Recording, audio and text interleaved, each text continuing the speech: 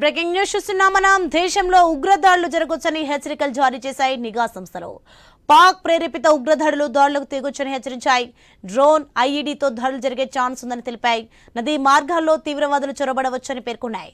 ముంబై ఉగ్రదాడి కీలక కుట్రదారు తహావూర్ రానాను అమెరికా నుంచి భారత్కు తీసుకువచ్చి విచారిస్తున్న తరుణంలో వచ్చిన అలర్ట్పై అధికారులు అప్రమత్తమయ్యారు.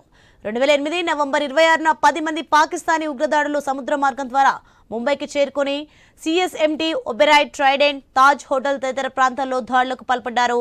నవంబర్ 29 వరకు మారణ హోమం కొనసాగితే ఈ ఘటనలో 18 మంది భద్రతా సిబ్బంది సహా 166 మంది ప్రాణాలు కోల్పోగా అనేక మంది గాయపడ్డారు.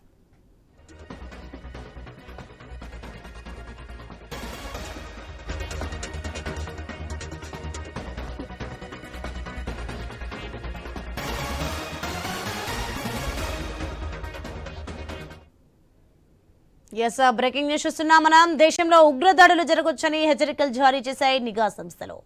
పాక్ ప్రేరేపిత ఉగ్రదాడులు దాడులకు దిగొచ్చని హెచ్చరించాయి. డ్రోన్, ఐఈడీతో దాడులు జరిగే ఛాన్స్ ఉందని తెలిపాయి. నదీ మార్గాల్లో తీవ్రవాదులు చొరబడవచ్చని పేర్కొన్నాయి.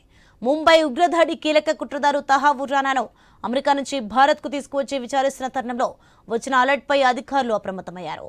2008 నవంబర్ 26న 10 మంది పాకిస్తానీ ఉగ్రవాదులు సముద్ర మార్గం ద్వారా ముంబైకి చేరుకుని CSMT, Oberoi, Trident, Taj hotel తదితర ప్రాంతాల్లో దాడులకు పాల్పడ్డారు.